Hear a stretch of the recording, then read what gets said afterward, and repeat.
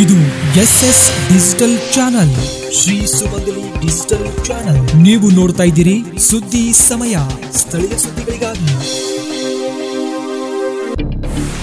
ಸುದ್ದಿ ಸಮಯದ ಪ್ರಾಯೋಜಕರು Mahalakshmi jewellers, gold hub, main road, Kalaburagi.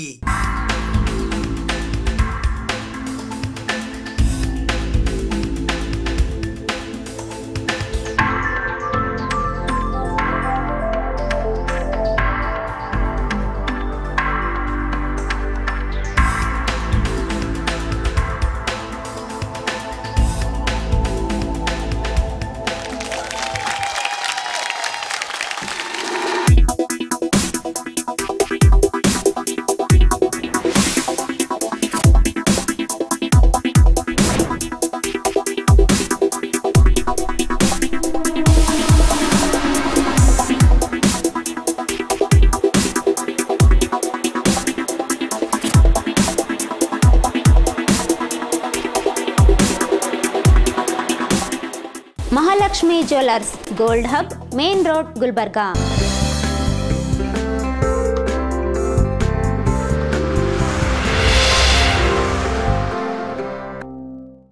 ಸುದ್ದಿ ಸಮಯಕ್ಕೆ ಸ್ವಾಗತ. ನಾನು ರಾಘವೇಂದ್ರ ಎಂ ಬೋಗ್ಲೆ. ಇಂದು ರಾಷ್ಟ್ರೀಯ ಪಲ್ಸ್ ಪೋಲಿಯೋ ದಿನಾಚರಣೆಯ ಹಿನ್ನೆಲೆಯಲ್ಲಿ ಕಲಬುರಗಿ ದಕ್ಷಿಣ ಮತಕ್ಷೇತ್ರದ ಶಾಸಕರಾಗಿರುವ ಅಲ್ಲಂ ಪ್ರಭು ಪಾಟೀಲ್ ಅವರು ಇಂದು ಮಕ್ಕಳಿಗೆ ಲಸಿಕೆ ಹಾಕುವ ಮೂಲಕ ಪೋಲಿಯೋ ಕಾರ್ಯಕ್ರಮಕ್ಕೆ ಚಾಲನೆ ಕೊಟ್ಟರು. ಕಲಬುರಗಿ ಜಿಲ್ಲಾಡಳಿತ, ಜಿಲ್ಲಾ ಪಂಚಾಯತ್ ಕಲಬುರಗಿ, ಕಲಬುರಗಿ ಜಿಲ್ಲಾ ಆರೋಗ್ಯ ಮತ್ತು ಕುಟುಂಬ ಕಲ್ಯಾಣ ಇಲಾಖೆ, ಜಿಲ್ಲಾ RCH ವಿಭಾಗದ ವತಿಯಿಂದ ಕಲಬುರಗಿ ನಗರದ ಪ್ರಾಥಮಿಕ ಆರೋಗ್ಯ ಕೇಂದ್ರದ ಪ್ರಾಂಗಣದಲ್ಲಿ ರಾಷ್ಟ್ರೀಯ ಪಲ್ಸ್ ಪೋಲಿಯೋ ದಿನಾಚರಣೆಯ ಅಂಗವಾಗಿ ಕಲಬುರಗಿ ದಕ್ಷಿಣ ಮತಕ್ಷೇತ್ರದ ಶಾಸಕರಾದ ಅಲ್ಲಮಪ್ರಭು ಪಾಟೀಲ್ ಅವರು 5 ವರ್ಷದ ಒಳಗಿನ ಎಲ್ಲಾ ಮಕ್ಕಳಿಗೆ ಪೋಲಿಯೋ ಲಸಿಕೆಯನ್ನು ಹಾಕಿ ಚಾಲನೆ ನೀಡಿ ಮಾತನಾಡುತ್ತಾ, ಭಾರತ ಅಂಗವಿಕಲ ಮುಕ್ತ ದೇಶ ಎಂದು ಹೆಸರುವಾಸಿಯಾಗಿದೆ. ದೇಶದಲ್ಲಿ ಮಾರಕವಾದ ರೋಗವನ್ನು ಮುಂಜಾಗೃತೆಯಿಂದ ಎಲ್ಲರ ಪರಿಶ್ರಮದಿಂದ ಮುಕ್ತಗೊಳಿಸಲಾಗಿದೆ.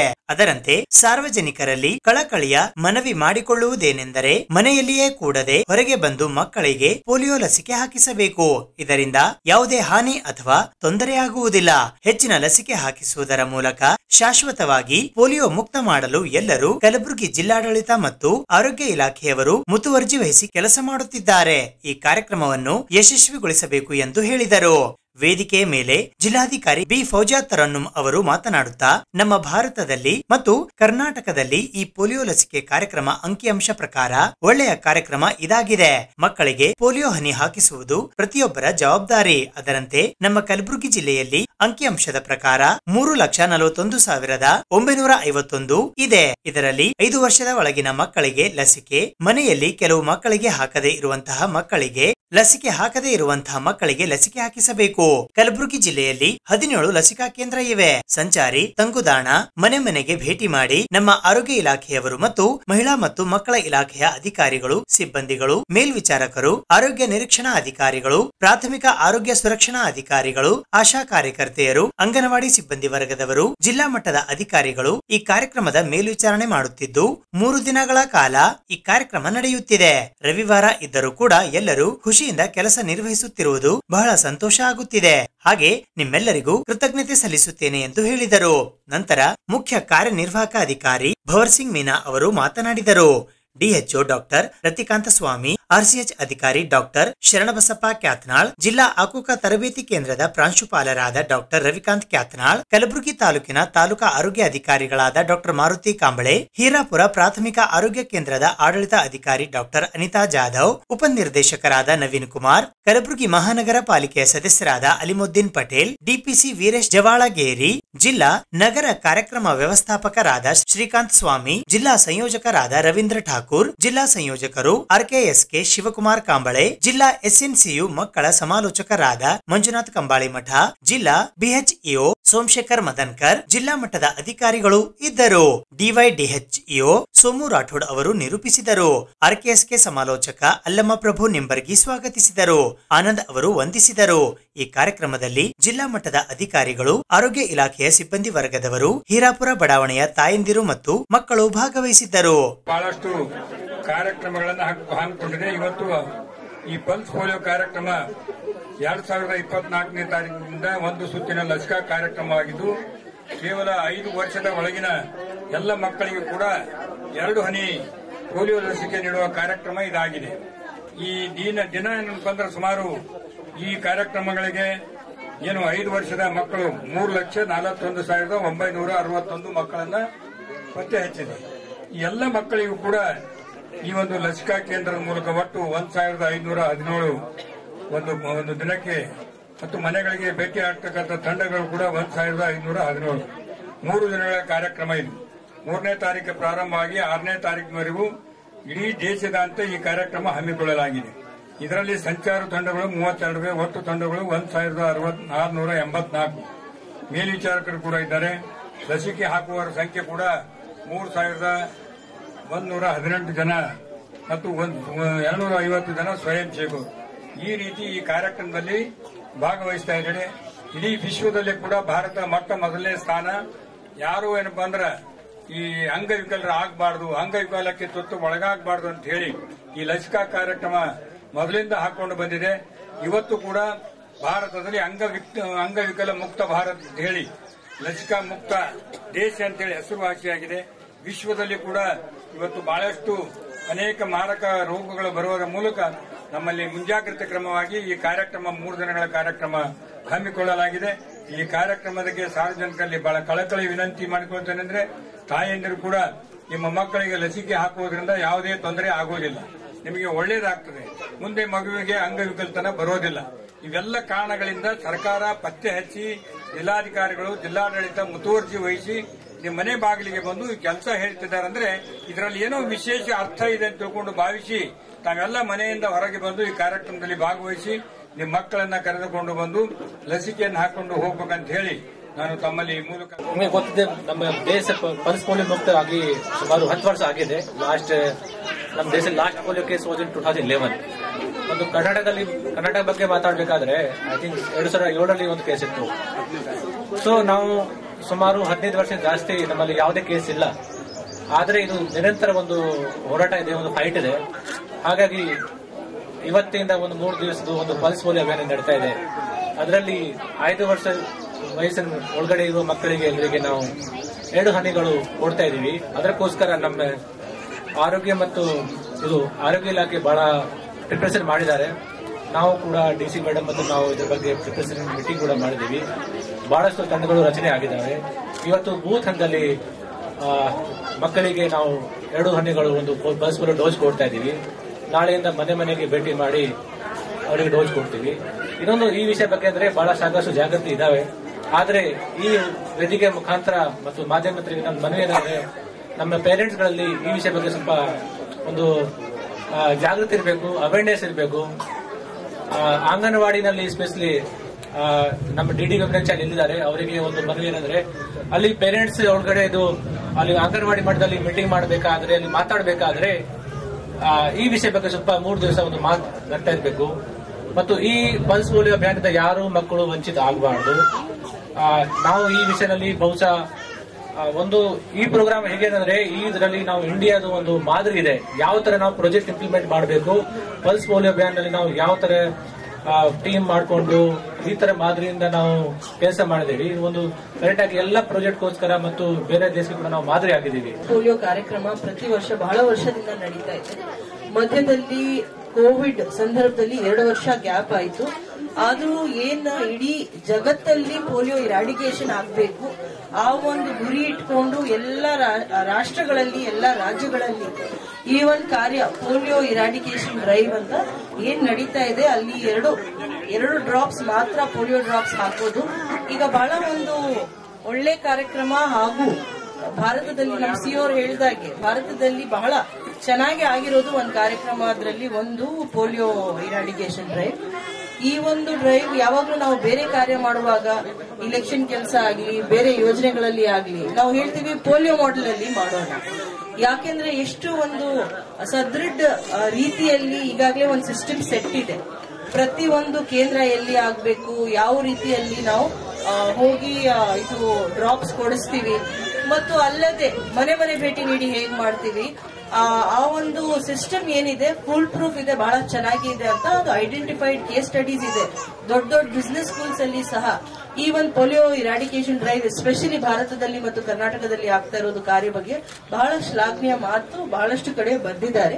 ಕಲಬುರಗಿ ಜಿಲ್ಲೆದು ನಾವು ಅಂಶಗಳು ನೋಡ್ಬೇಕಂದ್ರೆ ಇಲ್ಲಿ ನಮ್ಮ ಜಿಲ್ಲೆಯಲ್ಲಿ 3,41,961 ಮಕ್ಕಳು 5 ವರ್ಷಕ್ಕಿಂತ ಕಡಿಮೆ ಇರೋರು. ಅಲ್ಲಿ ನಾವು ಇಡೀ ಜಿಲ್ಲೆಯಲ್ಲಿ 1,517 ಲಸಿಕಾ ಕೇಂದ್ರಗಳು ನಾವು ಸ್ಥಾಪನೆ ಮಾಡಿದೀವಿ. ಎಲ್ಲಾ ಕಡೆ ಯಾರು ನಿಮ್ಮ ಮನೆಯಲ್ಲಿ ಇರೋರು 5 ವರ್ಷಕ್ಕಿಂತ ಕಡಿಮೆ ಇರೋರು ಮಕ್ಕಳಿಗೆ ಹೋಗಿ ನೀವು ಲಸಿಕೆ ತಗೊಳ್ಬಹುದು. ಮತ್ತು ಟ್ರಾನ್ಸಿಟ್ ಕೇಂದ್ರಗಳು 135 ಇವೆ ಮತ್ತು ಸಂಚಾರಿ ತಂಡಗಳು 32 ಸ್ಥಾಪನೆ ಮಾಡಿ ಒಟ್ಟು ತಂಡಗಳು 1,684 ಮತ್ತು ಮೇಲ್ವಿಚಾರಕರಿ ಎಲ್ಲ ನೋಡ್ತೀರಾ ಅಂದ್ರೆ 332 ಮಂದಿ ಸೂಪರ್ವೈಸರ್ಸ್ ಇದ್ದಾರೆ. ಮತ್ತು ಲಸಿಕೆ ಯಾರು ಹಾಕ್ತಾರೆ 3,118 ಮಂದಿ. ಇವತ್ತು ಭಾನುವಾರ ಇದ್ರೂ ಸಹ ಬಹಳ ಒಂದು ಖುಷಿಯಿಂದ ಈ ಕೆಲಸ ಮಾಡ್ತಾ ಇದ್ದಾರೆ. ಬಹಳ ವರ್ಷಗಳಿಂದ ಈ ಕೆಲಸ ಮಾಡ್ತಾ ಬರ್ತಾ ಇರೋದು. ಈ ಸಂದರ್ಭದಲ್ಲಿ ಆರೋಗ್ಯ ಇಲಾಖೆ ಮತ್ತು ಮಹಿಳೆಯರು ಮಕ್ಕಳು ಕಲ್ಯಾಣ ಇಲಾಖೆಯಲ್ಲಿ ಇರೋದು ಎಲ್ಲ ಸಿಬ್ಬಂದಿ ವರ್ಗವರು, ಅಧಿಕಾರಿ ವರ್ಗವರಿಗೆ ನಾನು ಒಂದು ವರ್ಡ್ ಆಫ್ ಎನ್ಕರೇಜ್ಮೆಂಟ್ ಹೇಳಕ್ಕೆ ಇಷ್ಟಪಡ್ತೀನಿ. ಮಾರ್ಚ್ 5ರಂದು ಕಲಬುರಗಿ ನಗರದ ಜಿಲ್ಲಾಧಿಕಾರಿಗಳ ಕಚೇರಿಯ ಸಭಾಂಗಣದಲ್ಲಿ ಜನಸ್ಪಂದನ ಕಾರ್ಯಕ್ರಮ ಜರುಗಲಿದೆ ಎಂದು ಕಲಬುರಗಿ ದಕ್ಷಿಣ ಮತಕ್ಷೇತ್ರದ ಶಾಸಕರಾದ ಅಲ್ಲಂ ಪ್ರಭು ಪಾಟೀಲ್ ಅವರು ಪತ್ರಿಕಾಗೋಷ್ಠಿಯ ಮೂಲಕ ತಿಳಿಸಿದ್ದಾರೆ. ಕಲಬುರಗಿ ದಕ್ಷಿಣ ಮತಕ್ಷೇತ್ರದ ಶಾಸಕರಾದ ಅಲ್ಲಮಪ್ರಭು ಪಾಟೀಲ್ ಅವರು ಇಂದು ಪತ್ರಿಕಾಗೋಷ್ಠಿ ನಡೆಸುವ ಮೂಲಕ ಬರುವ ಮಾರ್ಚ್ 5ನೇ ತಾರೀಕು ಕಲಬುರಗಿ ನಗರದ ಜಿಲ್ಲಾಧಿಕಾರಿಗಳ ಕಚೇರಿಯ ಸಭಾಂಗಣದಲ್ಲಿ ಸಚಿವರ ಮತ್ತು ಕಲಬುರಗಿ ದಕ್ಷಿಣ ಮತಕ್ಷೇತ್ರದ ಶಾಸಕರಾದ ಅಲ್ಲಮಪ್ರಭು ಪಾಟೀಲ್ ಮತ್ತು ಉತ್ತರ ಮತಕ್ಷೇತ್ರದ ಶಾಸಕಿ ಖನೀಸ್ ಫಾತಿಮಾರವರ ನೇತೃತ್ವದಲ್ಲಿ ಜನಸ್ಪಂದನ ಕಾರ್ಯಕ್ರಮ ಹಮ್ಮಿಕೊಳ್ಳಲಾಗಿದೆ ಎಂದು ಮಾಹಿತಿ ನೀಡಿದರು. ಬಹಳ ದಿನಗಳೇ ಮುಂದೂಡುತ್ತಾ ಬಂದಿರತಕ್ಕಂಥ ಜನಸ್ಪಂದನ ಕಾರ್ಯಕ್ರಮ, ಸರ್ಕಾರದ ಕಾರ್ಯಕ್ರಮ ಕಲಬುರಗಿಯಲ್ಲಿ ಕೆಲವೊಂದು ಕಾರಣಾಂತರಗಳಿಂದ ಮುಂದೆ ಹಾಕಲಾಗಿತ್ತು. ನಾಳೆ 5ನೇ ತಾರೀಕು ದಿವಸ ಬೆಳಗ್ಗೆ 11 ಗಂಟೆಗೆ ಡಾಕ್ಟರ್ ಅಜಯ್ ಸಿಂಗ್ ಅವರು, ಖನಿಜಾ ಪಾಟೀಲ್ ಮೇಡಮ್ ಅವರು ಮತ್ತು ನಮ್ಮ MI ಪಾಟೀಲರು, BR ಪಾಟೀಲರು ಎಲ್ಲ ಶಾಸಕರು ಸೇರಿ ಸರ್ವ ಅಧಿಕಾರಿಗಳನ್ನು ನೇತೃತ್ವದಲ್ಲಿ ಜಿಲ್ಲಾಧಿಕಾರಿಗಳ ಆವರಣದಲ್ಲಿ ಜನಸ್ಪಂದನ ಕಾರ್ಯಕ್ರಮವನ್ನು ಹಮ್ಮಿಕೊಂಡು ಸಾಕಷ್ಟು ಕೌಂಟರ್ಗಳು ಒಂದು ಜಿಲ್ಲಾ ಮಟ್ಟದ ಮತ್ತು ನಮ್ಮ ಎಲ್ಲ ಜನರ ಸಮಸ್ಯೆಗಳ ಬಗ್ಗೆ ಜನಸ್ಪಂದನ ಕಾರ್ಯಕ್ರಮವನ್ನು ಹಮ್ಮಿಕೊಳ್ಳಲಾಗಿದೆ. ವಿಶೇಷವಾಗಿ ನಾನು ನನ್ನ ದಕ್ಷಿಣ ಮತಕ್ಷೇತ್ರದ ಎಲ್ಲ ಮತಬಾಂಧವರಲ್ಲಿ, ಸಾರ್ವಜನಿಕರಲ್ಲಿ ಕಳಕಳಿ ವಿನಂತಿ ಮಾಡಿಕೊಳ್ತೇನೆಂದರೆ, ದಯವಿಟ್ಟು ತಮ್ಮ ಏನೇ ಅನೇಕ ಸಮಸ್ಯೆಗಳಿದ್ದರೂ ಕೂಡ ಸರ್ಕಾರ ಇವತ್ತು ತಮ್ಮ ಬಾಗಿಲಿಗೆ ಬಂದು ಕೈ ಮಾಡಿ ಕರೆದು ತಮ್ಮ ಸಮಸ್ಯೆಗಳನ್ನಂತ ಒಂದು ಚಿಂತನೆ ನಡೆಸ್ತಕ್ಕಂಥ ಕಾರ್ಯಕ್ರಮ ಇರೋದ ಕಾರಣ ದಯಮಾಡಿ ಹೆಚ್ಚಿನ ಸಂಖ್ಯೆಯಲ್ಲಿ ಸಮಸ್ಯೆಗಳನ್ನು ಇರ್ತಕ್ಕಂಥ ಎಲ್ಲ ಸಾರ್ವಜನಿಕ ಬಂಧುಗಳು, ರೈತ ಬಾಂಧವರು, ತಾಯಂದಿರು, ಅಕ್ಕ ತಂಗಿಯಂದಿರು, ಯುವಕರು ತಮ್ಮ ಏನೇ ಸಮಸ್ಯೆಗಳಿದ್ದರೂ ಕೂಡ ಆ ಸಭೆಯಲ್ಲಿ 11 ಗಂಟೆಯಿಂದ ಸಾಯಂಕಾಲ 5 ಗಂಟೆವರೆಗೆ ನಡೀತಕ್ಕಂಥ ಕಾರ್ಯಕ್ರಮದಲ್ಲಿ ಬಂದು ತಮ್ಮ ಹೆಸರನ್ನು ನೋಂದಾಯಿಸಿ ಮನವಿಯನ್ನು ಕೊಟ್ಟು ಮಂತ್ರಿಗಳಿಗೆ ಭೇಟಿಯಾಗಿ ಮನವಿಯನ್ನು ಅರ್ಪಿಸ್ತಕ್ಕಂಥ ರೀತಿಯಲ್ಲಿ ಸಮಸ್ಯೆಗೆ ಸ್ಥಳದಲ್ಲೇ ಕೆಲವೊಂದು ಪರಿಹಾರ ಸಿಗ್ತಿದ್ದರೆ ಅಲ್ಲೇ ಸ್ಥಳದಲ್ಲೇ ಬಗೆಹರಿಸ್ತಕ್ಕಂಥ ಕಾರ್ಯಕ್ರಮವನ್ನು ಹಮ್ಮಿಕೊಳ್ಳಲಾಗಿದೆ. ಕಾರಣ ನಾನು ಸಾರ್ವಜನಿಕರಿಗೆ ದಕ್ಷಿಣ ಮತಕ್ಷೇತ್ರದ ಎಲ್ಲ ಮತಬಾಂಧವರಲ್ಲಿ ಭಾಳ ಕಳಕಳಿಯಿಂದ ವಿನಂತಿ ಮಾಡಿಕೊಂಡು ಈ ಸಭೆಯಲ್ಲಿ ಭಾಗವಹಿಸಬೇಕಂತ ಹೇಳಿ ವಿನಂತಿಸ್ತೇನೆ. ಡಿ ದೇವರಾಜ್ ಅರಸು ಮತ್ತು ಎಸ್ ಬಂಗಾರಪ್ಪ ಸಾಂಸ್ಕೃತಿಕ ಪ್ರತಿಷ್ಠಾನ ಕಲಬುರಗಿಯ ವತಿಯಿಂದ ಸಾಧಕರಿಗೆ ಸುವರ್ಣ ಕರ್ನಾಟಕ ಪ್ರಶಸ್ತಿ ಪ್ರದಾನ ಸಮಾರಂಭ ಹಮ್ಮಿಕೊಳ್ಳಲಾಗಿತ್ತು. ದೇವರಾಜ್ ಅರಸು ಮತ್ತು ಎಸ್ ಬಂಗಾರಪ್ಪ ಸಾಂಸ್ಕೃತಿಕ ಪ್ರತಿಷ್ಠಾನ ಕಲಬುರಗಿಯ ವತಿಯಿಂದ ಕರ್ನಾಟಕ ನಾಮಕರಣಕ್ಕೆ 50ರ ಸುವರ್ಣ ಸಂಭ್ರಮ 2024 ನಿಮಿತ್ತವಾಗಿ ಕಲಂ 371 ಜಾರಿ ದಶಮಾನೋತ್ಸವ ಒಂದು ಅವಲೋಕನ ಹಾಗೂ ಸಾಧಕರಿಗೆ ಸುವರ್ಣ ಕರ್ನಾಟಕ ಪ್ರಶಸ್ತಿ ಪ್ರದಾನ ಸಮಾರಂಭವು ದಿನಾಂಕ 3ನೇ ಮಾರ್ಚ್ 2024ರಂದು ಬೆಳಿಗ್ಗೆ 10:45 ಕಲಬುರಗಿ ನಗರದ ಸೂಪರ್ ಮಾರ್ಕೆಟ್ ರಸ್ತೆಯಲ್ಲಿ ಇರುವ ಡಾಕ್ಟರ್ SM ಪಂಡಿತ್ ರಂಗಮಂದಿರದಲ್ಲಿ ಜರುಗಿತು. ಈ ಸಮಾರಂಭದ ದಿವ್ಯ ಸಾನ್ನಿಧ್ಯವನ್ನು ಶ್ರೀಶೈಲಂ ಸುರಫಲ ಮಠ ಕಲಬುರಗಿಯ ಜಗದ್ಗುರು ಡಾಕ್ಟರ್ ಸಾರಂಗಧರೇಶ್ವರ ಮಹಾಸ್ವಾಮಿಗಳು ವಹಿಸಿದ್ದರು. ಆಶೀರ್ವಚನ ನೀಡಲು ಶ್ರೀನಿವಾಸ ಸರಡಗಿಯ ಪೂಜ್ಯ ಶ್ರೀ ಶಟಸ್ಥಲ ಬ್ರಹ್ಮಿ ರೇವಣಸಿದ್ಧ ಶಿವಾಚಾರ್ಯರು ಆಗಮಿಸಿದ್ದರು. ಪ್ರಶಸ್ತಿ ಪ್ರದಾನ ಮಾಡಲು ಹುಮನಾಬಾದಿನ ವಿಧಾನ ಪರಿಷತ್ತಿನ ಸದಸ್ಯರಾದ ಡಾಕ್ಟರ್ ಚಂದ್ರಶೇಖರ್ ಪಾಟೀಲ್ ಆಗಮಿಸಿದ್ದರು. 371 ಜಾರಿ ಹೋರಾಟ ಕಿರು ಸಂಚಿಕೆ ಬಿಡುಗಡೆ ಮಾಡಲು ಕಲಬುರಗಿಯ ಬಿಜೆಪಿಯ ಮುಖಂಡರಾದ ಶಿವಕಾಂತ ಮಹಾಜನ್ ಆಗಮಿಸಿದ್ದರು. ಕಲಂ 371 ಕುರಿತು ಅವಲೋಕನ ಮಾಡಲು ಕಲಬುರಗಿಯ ಅರ್ಥಶಾಸ್ತ್ರಜ್ಞೆ ಪ್ರೊಫೆಸರ್ ಸಂಗೀತಾ ಕಟ್ಟಿಮನಿ ಹಾಗೂ ರಾಯಚೂರಿನ ಹೋರಾಟಗಾರರಾದ ಡಾಕ್ಟರ್ ರಜಾಕ್ ಉಸ್ತಾದ್ ಆಗಮಿಸಿದ್ದರು. ಮುಖ್ಯ ಅತಿಥಿಗಳಾಗಿ ಮಾಜಿ ವಿಧಾನ ಪರಿಷತ್ತಿನ ಸದಸ್ಯರಾದ ಶರಣಪ್ಪ ಮಟ್ಟೂರ್, ಕಲಬುರಗಿ ದಕ್ಷಿಣ ಮತಕ್ಷೇತ್ರದ ಬ್ಲಾಕ್ ಕಾಂಗ್ರೆಸ್ ಅಧ್ಯಕ್ಷರಾದ ನೀಲಕಂಠರಾವ್ ಮುಲ್ಗೆ, ದಿಶಾ ಪಿಯು ಕಾಲೇಜ್ ಕಲಬುರಗಿ ಅಧ್ಯಕ್ಷರಾದ ಶಿವಾನಂದ ಖಜೂರ್ಗಿ ಹಾಗೂ ಗುಲ್ಬರ್ಗಾ ವಿಶ್ವವಿದ್ಯಾಲಯ ಕಲಬುರಗಿಯ ನಿವೃತ್ತ ಪ್ರಾಧ್ಯಾಪಕರಾದ ಪ್ರೊಫೆಸರ್ ವಾಸುದೇವ್ ಸೇಡಂ ಆಗಮಿಸಿದ್ದರು. ಗೌರವ ಉಪಸ್ಥಿತರಾಗಿ ಪ್ರತಿಷ್ಠಾನದ ಗೌರವ ಅಧ್ಯಕ್ಷರಾದ ಪ ಮಾನುಸಗರ್ ಉಪಸ್ಥಿತರಿದ್ದರು. ಡಾಕ್ಟರ್ ಶಂಕರ್ ಬಾಳಿ ಹಾಗೂ ಪ್ರೊಫೆಸರ್ ದೇವಿದಾಸ್ ಪವಾರ್ ನಿರೂಪಣೆ ಮಾಡಿದರು. ಪ್ರೊಫೆಸರ್ ಬಿಎಚ್ ನಿರಗುಡಿ ಸ್ವಾಗತಿಸಿದರು. ಸುವರ್ಣ ಕರ್ನಾಟಕ ಸಂಭ್ರಮ 2024 ಕರ್ನಾಟಕ ನಾಮಕರಣಕ್ಕೆ 50ರ ಸುವರ್ಣ ಸಂಭ್ರಮ ಆಚರಣೆಯ ಶುಭ ಸಂದರ್ಭದಲ್ಲಿ ವಿವಿಧ ಕ್ಷೇತ್ರಗಳಲ್ಲಿ ಸಾಧನೆ ಮಾಡಿದ 50 ಜನ ಸಾಧಕರು ಸುವರ್ಣ ಕರ್ನಾಟಕ ಪ್ರಶಸ್ತಿಗೆ ಭಾಜನರಾದರು. ಪುಸ್ತಕ ಪ್ರಕಾಶನಕ್ಕಾಗಿ ಬಸವರಾಜ್ ಜಿ ಕೋನೆಕ್, ಶಿಕ್ಷಣಕ್ಕಾಗಿ ಪ್ರೊಫೆಸರ್ ವಾಸುದೇವ್ ಸೇಡಂ, ಸಾಹಿತ್ಯಕ್ಕಾಗಿ ಡಾಕ್ಟರ್ ಸದಾನಂದ ಪೆರ್ಲಾ, ಸಮಾಜಕ್ಕಾಗಿ ಮಲ್ಲಿಕಾರ್ಜುನ ವಡ್ಡನಕೇರಿ, ಚಿತ್ರಕಲೆಗಾಗಿ ಮಂಜುಳಾ ಬಿ ಜಾನೆ, ಶಿಕ್ಷಣಕ್ಕಾಗಿ ಪ್ರೊಫೆಸರ್ ಭುವನೇಶ್ವರಿ ಚಿಮ್ಕೋಡ್, ಹೋರಾಟಕ್ಕಾಗಿ ಲಕ್ಷ್ಮಣ ದಸ್ತಿ, ಹೋರಾಟಕ್ಕಾಗಿ ಹನುಮಂತ ಯಳಸಂಗಿ, ಶಿಕ್ಷಣಕ್ಕಾಗಿ ಡಾಕ್ಟರ್ ಭುರ್ಲಿ ಪ್ರಹ್ಲಾದ್, ಸಮಾಜಕ್ಕಾಗಿ ಶರಣಪ್ಪ ತಳವಾರ್, ಸಮಾಜಕ್ಕಾಗಿ ಸಿದ್ದರಾಮಪ್ಪ ಜಿ ಗೋಧಿ, ಶಿಕ್ಷಣಕ್ಕಾಗಿ ನಿತಿನ್ ಎ ನಾಯಕ್, ಸಾಹಿತ್ಯಕ್ಕಾಗಿ ಪ್ರೊಫೆಸರ್ ಶಿವರಾಜ್ ಪಾಟೀಲ್, ಸಮಾಜಕ್ಕಾಗಿ ಶರಣು ಪಪ್ಪ, ಶಿಕ್ಷಣಕ್ಕಾಗಿ ಕಲ್ಯಾಣ ಕುಮಾರ್ ಶೀಲ್ವಂತ್, ಸಾಹಿತ್ಯಕ್ಕಾಗಿ ಪ್ರೊಫೆಸರ್ ವಿಜಯ್ ಕುಮಾರ್ ಪರುತೆ, ಶಿಕ್ಷಣಕ್ಕಾಗಿ ಮಲ್ಲಯ್ಯ ಗುತ್ತೇದಾರ್, ಹೋರಾಟಕ್ಕಾಗಿ ಲಿಂಗರಾಜ ಸಿರ್ಗಾಪುರ್, ಶಿಕ್ಷಣಕ್ಕಾಗಿ ಪ್ರೊಫೆಸರ್ ಬಿಎಸ್ ಮಾಲಿ ಪಾಟೀಲ್, ಸಾಹಿತ್ಯಕ್ಕಾಗಿ ಡಾಕ್ಟರ್ ಕಲ್ಯಾಣರಾವ್ ಪಾಟೀಲ್, ಶಿಕ್ಷಣಕ್ಕಾಗಿ ಡಾಕ್ಟರ್ ವಿನೋದ್ ಕುಮಾರ್ ರಾಠೋಡ್, ವೈದ್ಯಕೀಯ ಕ್ಷೇತ್ರಕ್ಕಾಗಿ doctor A P Zampa,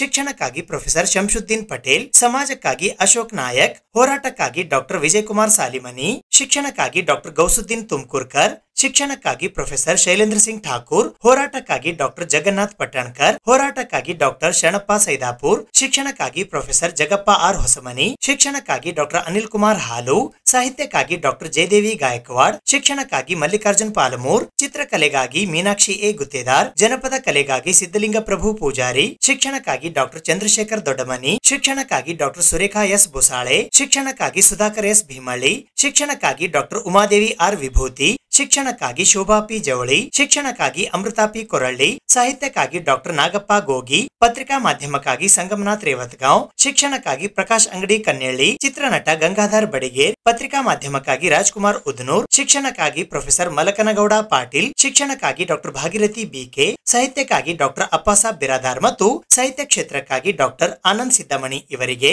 Suvarna Karnataka ಪ್ರಶಸ್ತಿ ಪ್ರದಾನ ಮಾಡಲಾಯಿತು.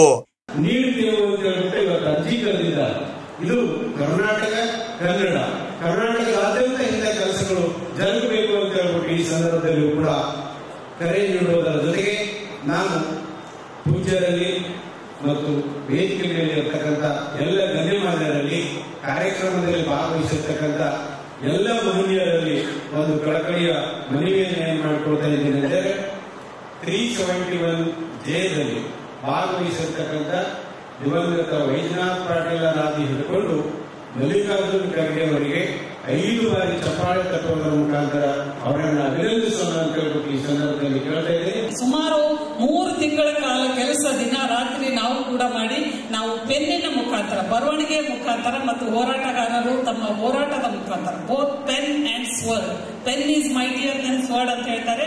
ಇಲ್ಲಿ ಪೆನ್ ಮತ್ತು ಸ್ವರ್ಡ್ ಎರಡೂ ಒಂದು ನಿರಂತರ ಹೋರಾಟ ಮಾಡಿ ಇವತ್ತು 371 ಜಾರಿಯಲ್ಲಿ ಬಂದಿದೆ. ಈ ಹೋರಾಟದಲ್ಲಿ ಭಾಗವಹಿಸಿದಂತಹ ಎಲ್ಲಾ ಹೋರಾಟಗಾರರಿಗೆ ಫ್ರಮ್ ವೈಜನಾಥ್ ಪಾಟೀಲ್ ಟೀಮಿಂದ ಹಿಡ್ಕೊಂಡು ಎಲ್ಲಾ ಸಂಘಟನೆಗಳಿಗೆ ನಾನು ಇವತ್ತು ಎಲ್ಲರ ಪರವಾಗಿ, ವೇದಿಕೆಯ ಪರವಾಗಿ ಧನ್ಯವಾದಗಳನ್ನು ಅರ್ಪಿಸ್ತೇನೆ. ಅದರ ಜೊತೆಗೆ ಐ ಶುಡ್ ನಾಟ್ ಫಾರ್ಗೆಟ್ ಮೀಡಿಯಾದವ್ರನ್ನ, ಯಾಕಂದ್ರೆ ಅವರು ಇದನ್ನು ನ್ಯಾಷನಲ್ ಲೆವೆಲ್ ವರೆಗೆ ಹೈಲೈಟ್ ಮಾಡಿ ಇದು ಒಂದು ದೊಡ್ಡ ಪ್ರಮಾಣದ ಆಂದೋಲನ ರೂಪ ಕೊಟ್ಟಿಲ್ಲ ಅಂದ್ರೆ ಅದು ಕೂಡ ಜಾರಿಲ್ಲ. ಸೊ ಮೀಡಿಯಾದವರು ಒಂದು ಪಾತ್ರ ಕೂಡ ಬಹಳ ಮುಖ್ಯವಾಗಿದೆ. ಎಲ್ಲರಿಗೆ ನಮಸ್ಕಾರ.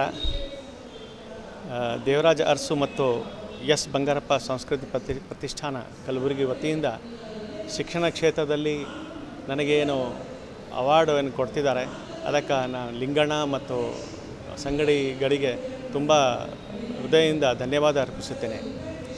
ಶಿಕ್ಷಣ ಕ್ಷೇತ್ರದಲ್ಲಿ ನನಗೆ ಗುರುತಿಸಿ ಏನು ಅವಾರ್ಡ್ ಕೊಟ್ಟಿದ್ದಾರೆ, ಅದಕ್ಕೆ ಮತ್ತು ನಮ್ಮ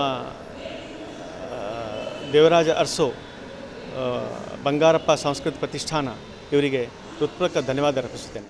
ಇವತ್ತು ಕಲಬುರಗಿ ನಗರದಲ್ಲಿ ಡಿ ದೇವರಾಜ ಅರಸು ಮತ್ತು ಎಸ್ ಬಂಗಾರಪ್ಪ ಪ್ರತಿಷ್ಠಾನದ ವತಿಯಿಂದ ಕಲ್ಯಾಣ ಕರ್ನಾಟಕಕ್ಕೆ 50 ವರ್ಷಗಳ ಸಂಭ್ರಮ ಮತ್ತು ಜೊತೆಗೆ 371J ದಶಮಾನೋತ್ಸವ ಪ್ರಯುಕ್ತ ಒಂದು ಅವಲೋಕನ ಕಾರ್ಯಕ್ರಮದ ಪ್ರಯುಕ್ತ ವಿವಿಧ ಕ್ಷೇತ್ರಗಳಲ್ಲಿ ಸಾಧನೆ ಮಾಡಿರ್ತಕ್ಕಂಥ ಸಾಧಕರಿಗೆ ಸುಮಾರು 50 ಜನರಿಗೆ ವಿವಿಧ ಸಾಧಕರಂತೆ ಅನ್ಕೋತೀವಿ ನಾವು. ಅಂಥ ಸಾಧಕರನ್ನು ಗುರುತಿಸಿ ಡಿ ದೇವರಾಜ ಅರಸು ಮತ್ತು ಎಸ್ ಬಂಗಾರಪ್ಪ ಪ್ರತಿಷ್ಠಾನ ಕಡೆಯಿಂದ ಏನು ಸಾಧಕರನ್ನು ಗುರುತಿಸಿದ್ದಾರೆ, ಈ ಲಿಸ್ಟನ್ನು ನೋಡಿದ ತಕ್ಷಣ ನನಗೆ ತುಂಬ ಸಂತೋಷ ಮತ್ತು ಹೆಮ್ಮೆ ಅನ್ನಿಸ್ತು.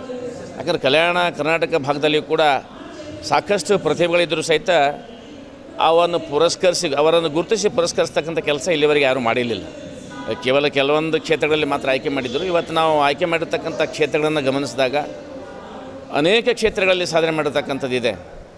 ಇವತ್ತು ನಮ್ಮ ಶಿರ್ಗಾಪುರ ಸಾಹೇಬರಾಗಿರ್ಬೋದು, ನಾವಾಗಿರ್ಬೋದು, ಆಮೇಲೆ ನಮ್ಮ ಲಕ್ಷ್ಮಣ ದಸ್ತಿಯವರು ಅಂತಕ್ಕಂಥವ್ರಾಗಿರ್ಬೋದು, ಅನೇಕ ಮಹನೀಯರನ್ನು ಗುರುತಿಸಿ ಅವರ ಸೇವೆ ಅನನ್ಯವಾಗಿರ್ತಕ್ಕಂಥ ಸೇವೆಯನ್ನು ಗುರುತಿಸಿ ಇವತ್ತು ಈ ಪ್ರತಿಷ್ಠಾನ ಏನು ಉತ್ತಮ ಕಲ್ಯಾಣ ಕರ್ನಾಟಕ ಪ್ರದೇಶದಲ್ಲಿ ಸುವರ್ಣ ಸಾಧಕರು ಅಂತಕ್ಕಂಥ ಏನು ಪ್ರಶಸ್ತಿ ಕೊಡ್ತಾ ಇದ್ದಾರೆ, ಇದು ಬಹುಶಃ ನಮ್ಮ ವ್ಯಕ್ತಿತ್ವ ಮತ್ತು ಹಿರಿಮೆ ಗರಿಮೆಯನ್ನು ಹೆಚ್ಚಿಗೆ ಮಾಡಿದೆ ಅಂತಕ್ಕಂಥ ಮಾತು ತಮ್ಮ ಮೂಲಕ ನಾನು ಅವರಿಗೆ ಅಭಿನಂದನೆಗಳನ್ನು ಹೇಳಲಿಕ್ಕೆ ಬಯಸ್ತಾ ಇದ್ದೇನೆ.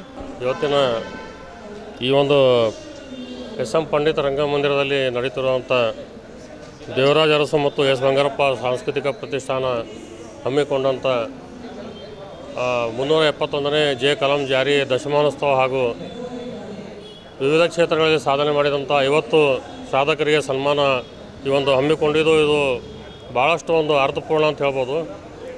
ನಮ್ಮವರೇ ಆದಂಥ ಸೆಂಟ್ ಜೋಸೆಫ್ ಕಾಲೇಜಿನ ಪ್ರಾಚಾರ್ಯರಾದಂಥ ನಮ್ಮ ಮಿತ್ರರಾದಂಥ GC ನಿಂಗಣ್ಣವರು ಈ ಒಂದು ರಾಜ್ಯ ಮಟ್ಟದ ಒಂದು ಕಾರ್ಯಕ್ರಮ ಇವತ್ತನ್ನು ಹಮ್ಮಿಕೊಂಡು ಇವತ್ತು ವಿವಿಧ ಕ್ಷೇತ್ರಗಳಲ್ಲಿ ಕೆಲಸ ಮಾಡಿದಂಥ ಎಲ್ಲರಿಗೂ ಗುರುತಿಸಿ, ಅಂದರೆ ವಿವಿಧ ಕ್ಷೇತ್ರಗಳಲ್ಲಿ ಕೆಲಸ ಮಾಡಿದಂಥ ಸಾಧಕರನ್ನು ಗುರುತಿಸಿ ಇವತ್ತು ಪ್ರಶಸ್ತಿ ಕೊಡುತ್ತಿರೋದು ಇದು ಭಾಳ ಅಭಿನಂದನೆ ಅಂತ ಹೇಳ್ಬೋದು.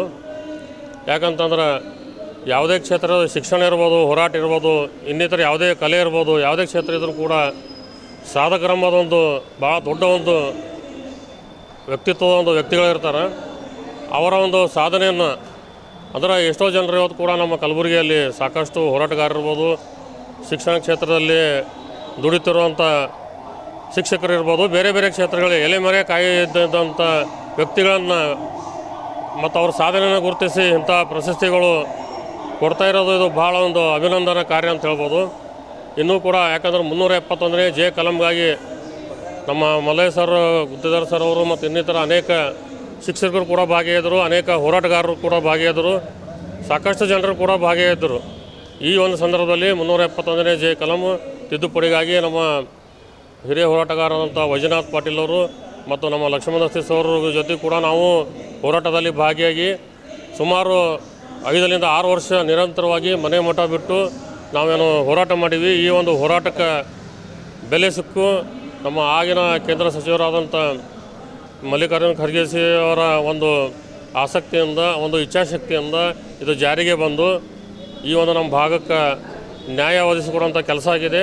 ಬಹಳಷ್ಟು ಜನ ಹೋರಾಟಗಳನ್ನು ಇವತ್ತು ಪ್ರಾಧ್ಯಾಪಕರಾಗಿರ್ಬೋದು, ಶಿಕ್ಷಕರಾಗಿರ್ಬೋದು, ಮಕ್ಕಳಾಗಿರ್ಬೋದು, ಚಿಂತಕರಾಗಿರ್ಬೋದು, ರಾಜಕಾರಣಿಗಳಾಗಿರ್ಬೋದು, ಬಹಳಷ್ಟು ಜನ ಈ ಭಾಗದ ಅಭಿವೃದ್ಧಿಯ ಬಗ್ಗೆ ಕಲ್ಪನೆಯಲ್ಲಿಟ್ಟುಕೊಂಡು ಈ 371 ಬಗ್ಗೆ ಹೋರಾಟ ಮಾಡಿದ್ರು. ಆ 371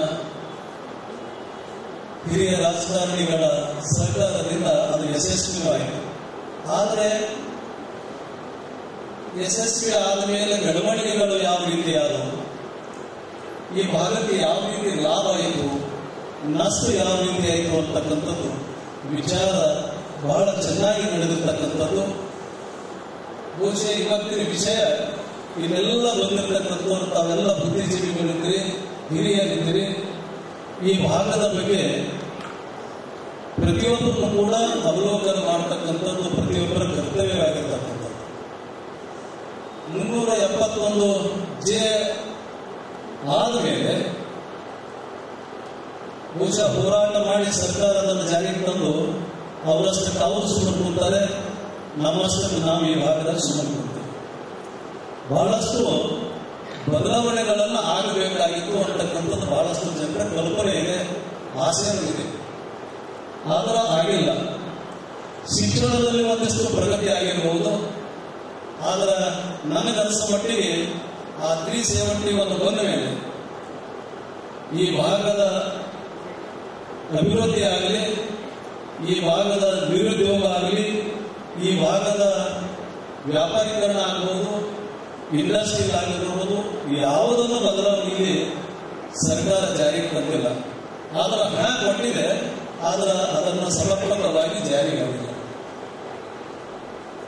ಯಾಕಾಗಿಲ್ಲ ಅಂದ್ರೆ ಇಲ್ಲಿ ನಾವು ಕೇಳೋರಿಲ್ಲ, ಮಾಡೋರಿಗೆ ಮನಸ್ಸಿಲ್ಲ. 371 ಜಾರಿಗೆ ತಂದೀವಿ ಅಂತ ಅವರು ಅಷ್ಟೇ ಖುಷಿಯಾಗಿ ಕೂತಾರೆ, ನಾವು ಇಷ್ಟೇ ಖುಷಿಯಾಗಿ ಕೂತೇವೆ.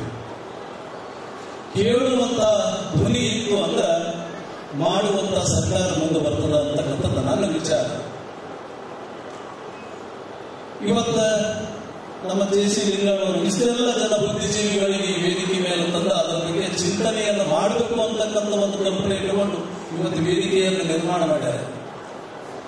ಇದೇ ರೀತಿ ಈ ಭಾಗದ ಹಿರಿಯ ರಾಜಕಾರಣಿಗಳು, ಹೋರಾಟಗಾರರು, ಬುದ್ಧಿಜೀವಿಗಳು ಒಂದು ಕಡೆ ಸೇರಿ ಈ ಭಾಗಕ್ಕೆ ಏನು ಆಗಬೇಕು ಅಂತಕ್ಕಂಥದ್ದು ಒಂದು ಸ್ವಲ್ಪ ಚಿಂತನೆ ಮಾಡಿದ್ರೆ ಬಹುಶಃ ಎಲ್ಲ ಬೆಳವಣಿಗೆ ಆಗಬಹುದು ಅಂತಕ್ಕಂಥದ್ದು ಆಸೆ. ಸುರಾಂತರ್ಗತ ಫೌಂಡೇಶನ್ ಮತ್ತು ಸ್ವರ ತರಂಗ ಸಂಗೀತ ಅಕಾಡೆಮಿ ಬೆಂಗಳೂರು ವತಿಯಿಂದ ಶಿಶಿರ ಶ್ರುತಿ ಹಿಂದೂಸ್ತಾನಿ ಶಾಸ್ತ್ರೀಯ ಸಂಗೀತ ಕಾರ್ಯಕ್ರಮ ಹಮ್ಮಿಕೊಳ್ಳಲಾಗಿತ್ತು. ಸುರಾಂತರ್ಗತ ಫೌಂಡೇಶನ್ ಮತ್ತು ಸ್ವರ ತರಂಗ ಸಂಗೀತ ಅಕಾಡೆಮಿ ಬೆಂಗಳೂರು ವತಿಯಿಂದ ಶಿಶಿರ ಶ್ರುತಿ ಹಿಂದೂಸ್ತಾನಿ ಶಾಸ್ತ್ರೀಯ ಸಂಗೀತ ಕಾರ್ಯಕ್ರಮವು ದಿನಾಂಕ 2 ಮಾರ್ಚ್ 2024 ಶನಿವಾರದಂದು ಸಂಜೆ 5:30 ಗಂಟೆಗೆ ಕಲಬುರಗಿ ನಗರದ ಮುಖ್ಯ ರಸ್ತೆಯಲ್ಲಿ ಇರುವ ಡಾಕ್ಟರ್ ಎಸ್.ಎಂ. ಪಂಡಿತ್ ರಂಗಮಂದಿರದಲ್ಲಿ ಜರುಗಿತು. ಈ ಕಾರ್ಯಕ್ರಮಕ್ಕೆ ಮುಖ್ಯ ಅತಿಥಿಗಳಾಗಿ ಪಂಡಿತ್ ಜಯರಾವ್ ಕುಲಕರ್ಣಿ, ಪಂಡಿತ್ ವಿಠಲ್ರಾವ್ ಕುಲಕರ್ಣಿ, ರವಿ ಲಾತುರ್ಕರ್ ಹಾಗೂ ಶರಣು ಗೋಗಿ ಆಗಮಿಸಿದ್ದರು. ಹಿಂದೂಸ್ತಾನಿ ಶಾಸ್ತ್ರೀಯ ಗಾಯನ ಮಾಡಲು ಪದ್ಮಶ್ರೀ ಪ್ರಶಸ್ತಿ ಪುರಸ್ಕೃತರಾದ ಪಂಡಿತ್ ಡಾಕ್ಟರ್ ಎಂ. ವೆಂಕಟೇಶ್ ಕುಮಾರ್ ಆಗಮಿಸಿದ್ದರು. ತಬಲಾ ಸಾಥ್ ನೀಡಲು ಡಾಕ್ಟರ್ ರವಿಕಿರಣ್ ನಾಕೋಡ್ ಹಾಗೂ ಹಾರ್ಮೋನಿಯಂ ಸಾಥ್ಗಾಗಿ ಪಂಡಿತ್ ರೇವಯ್ಯ ವಸ್ತ್ರದ ಮಠ್ ಆಗಮಿಸಿದ್ದರು.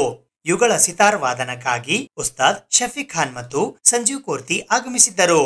ತಬಲಾ ಸಾಥ್ ನೀಡಲು ಡಾಕ್ಟರ್ ರವಿಕಿರಣ್ ನಾಕೋಡ್ ಆಗಮಿಸಿದ್ದರು. ಯುವ ಪ್ರತಿಭೆ ಮಾಸ್ಟರ್ ದ್ವೈತ್ ಜೋಶಿ ಸಿತಾರ ವಾದನ ಮಾಡಿದರು. ಇವರಿಗೆ ತಬಲಾ ಸಾಥನ್ನ ವಿಜೇಂದ್ರ ಸಗರ್ ನೀಡಿದರು. ವಿಠಲ್ ಆಂದೋಲ ನಿರೂಪಣೆ ಮಾಡಿದರು. ಈ ಸಂದರ್ಭದಲ್ಲಿ ರವೀಂದ್ರ ಪೂಜಾರಿ, ರಾಜೇಶ್ ಬೀಳೂರ್ಕರ್, ನರಸಿಂಹ ಮೂರ್ತಿ, ಸುನಿಲ್ ಜೋಶಿ, ಅವಿನಾಶ್ ಹೇರೂರ್ಕರ್ ಸೇರಿದಂತೆ ಇತರರು ಉಪಸ್ಥಿತರಿದ್ದರು. ಶ್ರೀಮತಿ ಸುಹಾಸಿನಿ ಗುರುರಾಜ್ ಜೋಶಿಯವರ ಕನಸಿನ ಕೂಸಾದ ಸುರಾಂತರ್ಗತ ಆಯೋಜಿಸಿದ್ದ ಸಂಗೀತ ಕಾರ್ಯಕ್ರಮ ಯಶಸ್ವಿಯಾಯಿತು.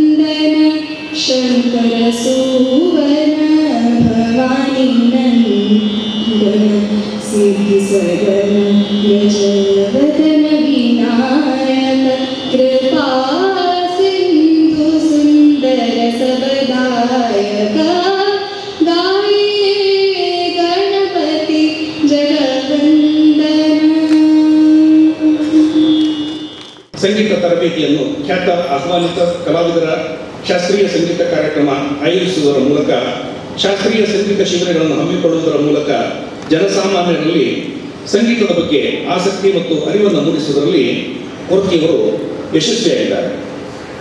ಸ್ವರ ತರಂಗ ವೇದಿಕೆಯಲ್ಲಿ ಇದುವರೆಗೂ ಪದ್ಮಶ್ರೀ ಉಸ್ತಾದ್ ಶಾಹೀದ್ ಪರ್ವೇಸ್, ಉಸ್ತಾದ್ ಇರ್ಷಾದ್ ಖಾನ್, ಪಂಡಿತ್ ವೆಂಕಟೇಶ್ ಕುಮಾರ್, ಪಂಡಿತ್ ಗಣಪತಿ ಭಟ್ ಹಾಸಣಗಿ ಸೇರಿದಂತೆ ಹಲವಾರು ಖ್ಯಾತನಾಮರು ಸಂಗೀತ ಕಾರ್ಯಕ್ರಮ ನೀಡಿದ್ದಾರೆ. ಪಂಡಿತ್ ಸಂಜೀವ್ ಕೋರ್ತಿಯವರು ಈ ಹಿಂದೆ ಭಾರತೀಯ ವಿದ್ಯಾಭವನ ಇಂಟರ್ನ್ಯಾಷನಲ್ ಸ್ಕೂಲ್ನಲ್ಲಿ ಹಾಗೂ ಪ್ರಸ್ತುತ ಅಜೀಂ ಪ್ರೇಮ್ಜಿ ವಿಶ್ವವಿದ್ಯಾಲಯದಲ್ಲಿ ಅತಿಥಿ ಸಂಗೀತ ಪ್ರಾಧ್ಯಾಪಕರಾಗಿ ಸೇವೆ ಸಲ್ಲಿಸ್ತಾ ಇದ್ದಾರೆ. ಪ್ರತಿಭಾನ್ವಿತ ವಿದ್ಯಾರ್ಥಿಗಳಿಗೆ ಸಂಗೀತವನ್ನು ಕಲಿಸುವ ಸಂಸ್ಥೆಗಳು ಇರುವಂಥ ಇದು ಬಹಳ ಮುಖ್ಯವಾದಂಥ ಮಾತದ. ಇದು ಬಹಳ ಮುಖ್ಯ. ಮತ್ತು ಕಲ್ಯಾಣ ಕರ್ನಾಟಕದೊಳಗೆ ಶಾಸ್ತ್ರೀಯ ಸಂಗೀತ ಬೆಳಿಬೇಕು, ಶಾಸ್ತ್ರೀಯ ಸಂಗೀತ ಬೆಳಿಬೇಕು. ಇದು ತಮ್ಮೆಲ್ಲರ ಕರ್ತವ್ಯ. ಯಾಕಂದ್ರೆ ಅವ್ರೀಗ 2 ಸಂಸ್ಥೆ ಹುಟ್ಟಾಕ್ತಾರೆ, ಅದಕ್ಕೆ ತಾವು ಕೈ ಓಡಿಸ್ಬೇಕು. ಅಂದ್ರೆ ಇದು ಇಡೀ ರಾಷ್ಟ್ರಮಟ್ಟದ ಸಂಗೀತ ಕಲಾಕಾರರು ಕಲಬುರಗಿ ಬರಬೇಕು, ವೇದಿಕೆ ಮೇಲೆ ಗಾಯನ ವಾದನ ಮಾಡಬೇಕು. ಅಂದರೆ ಮುಂದಿನ ಪೀಳಿಗೆ ಈ ನಮ್ಮ ಭಾರತೀಯ ಸಂಸ್ಕೃತಿಯನ್ನು ಉಳಿಸುವಲ್ಲಿ ನೀವು ಸಹ ಅದಕ್ಕೆ ನಾವು ಸಹಕಾರ ಕೊಡಬೇಕಾಗ್ತದೆ. ನಮ್ಮ ಶಫೀಕ್ ಖಾನ್ ಅವರು ಹೇಳಿದರು, ನೀವು ಕಾರ್ಯಕ್ರಮಕ್ಕೆ ಬರ್ರಿ ಅಂತ. ನಾಳೆ ನಮ್ಮ ಗುರುಗಳದು ರಾಷ್ಟ್ರಮಟ್ಟದ ಪ್ರತಿಷ್ಠಾನದ ಕಾರ್ಯಕ್ರಮ ಗಂಗಾವತಿ ಒಳಗೆ ನಾಳೆ. ಅದಕ್ಕೆ ನಾನು ಹಿಂಗದ ನಮ್ಮ ಪರಿಸ್ಥಿತಿ ಏನು ಮಾಡಿದ್ರೆ ಇಲ್ಲ ನೀವು ಬರ್ರಿ ಅಂತ. ಏನಕ್ಕೆ ತ್ರಾಸಿದ್ರು ಚಿಂತೆ ಇಲ್ಲ, ಬರ್ತೀನಿ ಅಂತೇಳಿ ಕಾನ್ಸಾರ್ದವ್ರು ಹೇಳಿದಾಗ ಅವ್ರು ನನ್ನ ತಂದೆಯಿಂದ ನಮಗೆ ಸಣ್ಣ ಹುಡುಗದಾಗಿಂದ ನಾನು ಅವರೆಲ್ಲರ ಪರಿಚಯದಿಂದ ಅವರ ಒಡನಾಡಿ ಬೆಳೆದವ್ ನಾನು. ಆಮೇಲೆ ಕೊಡ್ತಿಯವರು ಭಾಳ ಪ್ರಿಯದವರು. ಹೀಗಾಗಿ ನಾವು ಇವತ್ತು ಕಾರ್ಯಕ್ರಮ ಮುಗಿಸಿ ನಾಳೆ ಆ ಕಾರ್ಯಕ್ರಮಕ್ಕೆ ಹೋಗಬೇಕು. ಅದಕ್ಕೆ ತಮ್ಮೆಲ್ಲರ ಸಹಕಾರ ಇಷ್ಟೆಲ್ಲ ಕೂಡಿರಿ, ನೀವು ನಾವು. ಮತ್ತು ನಾನೇನು ಕೇಳಿದೆ, ನಾನು ಕಾರ್ಯಕ್ರಮಕ್ಕೆ ಬರ್ತೇನೆ, ನೀವೇನು ಕೊಡ್ತೀರ ಅಂತ ಕೇಳಿಲ್ಲ. ಅದಕ್ಕೆ 2 ಮಾತಾಡಿದ್ದಕ್ಕೆ ಏನಾರು ಹಿಂದೆ ಮುಂದಾಗಿದ್ರೆ ಕ್ಷಮಿಸ್ರಿ. ಏನೋ ಗುರುಗಳ ಕೃಪದಿಂದ ಇಷ್ಟು ಸ್ವಲ್ಪ ಹಾಡ್ಲಿಕ್ಕೆ ಬರ್ತದೆ ಬಿಟ್ಟರೆ ಅದು ಮೊದಲು ಹೇಳ್ಯಾರ ನಿರೂಪಕರು. ಇಲ್ಲಿ ಯಾರು ಕುಂತವರೆಲ್ಲರೂ ಭಾಷಣಕ್ಕಾಗಲ್ಲ, ಸತ್ಯವಾದಂಥ ಮಾತು.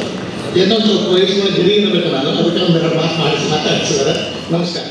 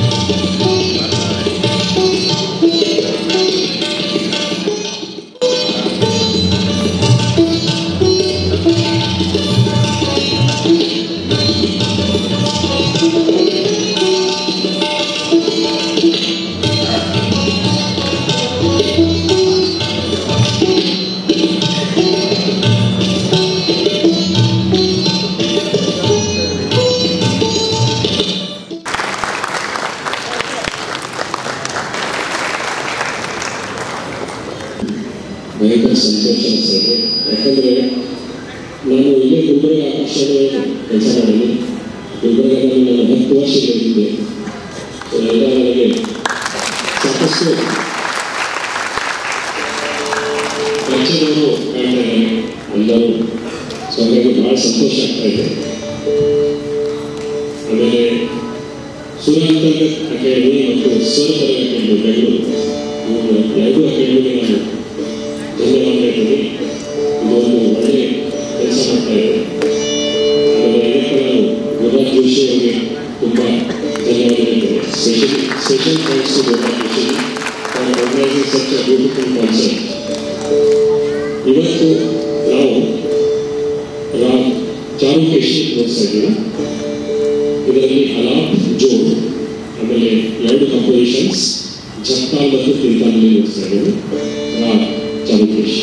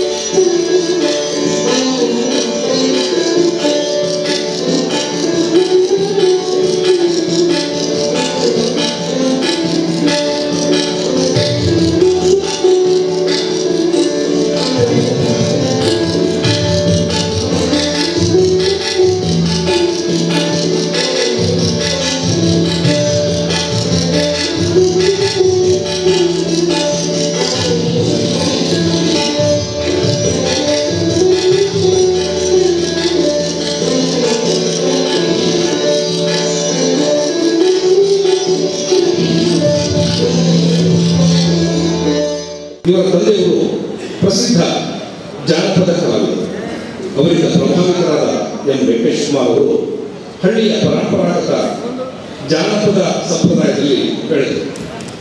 ಸಂಗೀತಕ್ಕೆ ಇವರಲ್ಲಿರುವ ಸಮರ್ಪಣಾ ಭಾವವನ್ನು ಗುರುತಿಸಿ ತ್ರಿಭಾಷಾ ಕವಿಗಳು, ಉಭಯ ಗಾಯನ ವಿಶಾರದರು ಹಾಗೂ ತ್ರಿಕಾಲ ಪೂಜಾ ವಿಶ್ವವಾದ ಪಂಡಿತ ಪುಟ್ಟರಾಜ ಗವಾಯಿಗಳು ಬದುಕಿನ ತಮ್ಮ ಗುರುಕುಲ ಆಶ್ರಮದಲ್ಲಿ ತಮ್ಮ ಗಾನ ವಿದ್ಯೆಯನ್ನು ಇವರಿಗೆ ಧಾರೆಯಿದರು. ಹೀಗೆ ಇವರು ಕಿರಾಣ ಘರಾಣ ಮತ್ತು ಗ್ವಾಲಿಯರ ಘರಾಣ ಎರಡೂ ಘರಾಣೆಗಳ ಸಂಗೀತವನ್ನು ಅದರಲ್ಲೂ ಅದರಲ್ಲಿಯ ಸೂಕ್ಷ್ಮತೆಗಳೊಂದಿಗೆ ಮೈಗೂಡಿಕೊಂಡರು. ಮುಂದೆ ಇವರು ಸಂಗೀತದಲ್ಲಿ ಸ್ನಾತಕೋತ್ತರ ಪದವಿಯನ್ನು ಮುಂಬಯಿಯ ಗಂಧರ್ವ ಮಹಾವಿದ್ಯಾಲಯದಿಂದ ಪಡೆದರು. ಎಂ ವೆಂಕಟೇಶ್ ಕುಮಾರ್ ಅವರು ದೈವದತ್ತವಾಗಿ ಮಧುರವಾದ ಮತ್ತು ದೃಢವಾದ ಧ್ವನಿಯನ್ನು ಹೊಂದಿದ್ದು ಅದು ಸಾಂಪ್ರದಾಯಿಕ ಸಮೃದ್ಧಿ, ಆಳವಾದ ಭಕ್ತಿ ಮತ್ತು ಭಾವಸಿದ್ಧಿಯನ್ನು ಒಳಗೊಂಡಿದೆ. ಇವರು ತಮ್ಮ ಸಂಗೀತ ಪ್ರತಿಭೆಯ ಮೂಲಕ ವಚನ ಮತ್ತು ಹರಿದಾಸ ಕೃತಿಗಳಲ್ಲಿ ಅಡಕವಾದ ಅಧ್ಯಾತ್ಮ ತತ್ವವನ್ನು ಅನಾವರಣಗೊಳಿಸುತ್ತಾ ಗಾಯನ ಪ್ರಸ್ತುತಪಡಿಸುತ್ತಿದ್ದಾರೆ.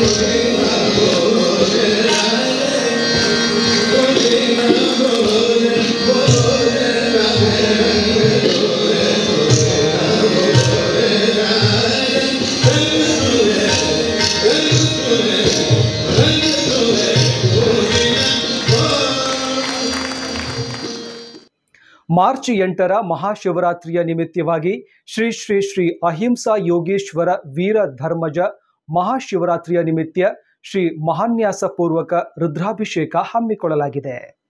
ದಿನಾಂಕ 8ನೇ ಮಾರ್ಚ್ 2024ರ ಶುಕ್ರವಾರದಂದು ಸ್ವಸ್ತಿ ಶ್ರೀ ಶಾಲಿವಾಹನ ಶಕೆ 1945 ಶ್ರೀ ಶುಭಕೃತನಾಮ ಸಂವತ್ಸರೆ ಮಾಘಬಹುಳ ತ್ರಯೋದಶಿ ಮಹಾಶಿವರಾತ್ರಿ ನಿಮಿತ್ತ ಮುಂಜಾನೆ ಶ್ರೀ ಶ್ರೀ ಶ್ರೀ ಮಹಾಯೋಗಿನಿ ರೂಪರಹಿತ ಅಹಿಂಸಾ ಯೋಗೀಶ್ವರ ವೀರಧರ್ಮಜ ಮಾತಾಜಿ ಅವರ ಮಹಾನ್ಯಾಸ ಪೂರ್ವಕ ಮಹಾರುದ್ರಾಭಿಷೇಕ, ಪಾದಪೂಜೆ, ಮಾತಾಜಿ ಅವರ ದರ್ಶನ, ಮಹಾಮಂಗಳಾರತಿ ಜರುಗಲಿದೆ. ತದನಂತರ ಮಧ್ಯಾಹ್ನ 12 ಗಂಟೆಯಿಂದ ಮಾತಾಜಿಯವರ ಸನ್ನಿಧಾನದಲ್ಲಿ ಮಹಾಶಿವರಾತ್ರಿ ಉತ್ಸವ ಜರುಗಲಿದೆ. ದಿನಾಂಕ 9ನೇ ಮಾರ್ಚ್ 2024ರ ಶನಿವಾರದಂದು ಸಂಜೆ 7 ಗಂಟೆಗೆ ಮಹಾರಥೋತ್ಸವ ಜರುಗಲಿದೆ. ದಿನಾಂಕ 10ನೇ ಮಾರ್ಚ್ 2024ರ ರವಿವಾರದಂದು ಮಾತಾಜಿಯವರ ಪಲ್ಲಕ್ಕಿ ಉತ್ಸವ ಜರುಗಲಿದೆ.